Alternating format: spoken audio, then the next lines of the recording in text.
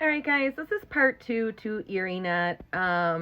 If you haven't watched part 1, I had given you a little bit of information and some background information on this organization that received $34 million from the American Rescue Plan. It was supposed to provide broadband services to underdeserved communities. So, in the first video, I did mention that Melissa Hartman, who is the executive director for ErieNet, she used to be registered as a registered as a Republican when she was the Edentown supervisor. And the reason I stress that is because I find it very odd that the same year ErieNet opened in 2022 is the same year that she switched her political affiliation to Democrat, and then Mark Poloncarz happened to appoint her as the executive director for ErieNet. So it leaves you to wonder whether or not there was some kind of behind the scene backdoor deal that went on with this. All right, so let's talk about income for 2023. So in 2023, Melissa Hartman paid herself $69,000 on a W-2 from ErieNet, working 40 hours a week. And then she also paid herself additional income of $21,000. Now that $21,000, it doesn't necessarily say what it's for, but it's safe to say that she paid herself about $100,000 in 2023 from ErieNet. Then in 2024, she paid herself $108,000 plus an additional $41,000. So that's almost $150,000 in 2024. Now, the problem that I'm seeing with this project is that ARPA funds were issued, they were awarded in 2022.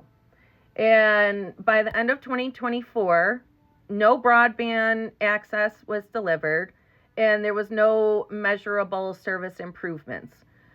To date to 2024, because their 2025 returns aren't filed yet, ErieNet has spent $1.8 million so far on this project. And so vendors were paid in 2023 and 2024. Look for engineering, utility coordination, construction consulting. But that happened, they paid these people before they got utility approvals, before there was any widespread permits, and before there was any actual fiber installation. So even though that is allowed, it's kind of a little bit of a red flag, because it doesn't seem as if they were actually prepared to jump in on this project. It more or less seems that they knew the state was getting a massive influx of dollars from the federal government, and they just tried to think of something to set up real quick to get multi-millions of dollars. So like I said, they actually have to spend this money by December 31st of 2026, or they have to send it back to the government. There's no visual output at all. So there's hundreds of thousands of dollars being reported as program service expenses, but there's only 2 employees. These program expenses are separate from the construction and engineering costs. And the expenses that were tied to planning has absolutely no outcome. And it's now 2026. They were supposed to be done with this project, according to reports in the news, by the end of 2025. So let's hope that the tax returns show that they've actually completed the project according to what they said they did. So their measurement report for 2024, it actually lacks performance metrics. There's no disclosure of how many miles of fiber optic cable was installed. They don't talk about, I kind of just lost my notes there. They don't talk about any type of completion. what these vendors were paid for as far as any kind of work in progress or what we actually received in exchange for the hundreds of $1,000s that has been spent. A lot of this project does seem to be out of compliance with the requirements for the American Rescue Plan funds. So I think we need to start sending some FOIL requests over to the county.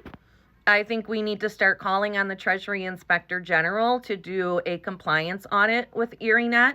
If you don't know how to do that, feel free to reach out to me. I can help you. I think maybe we need to start raising this with state regulators. Because it seems like the money is not benefiting the public in the way that it was supposed to.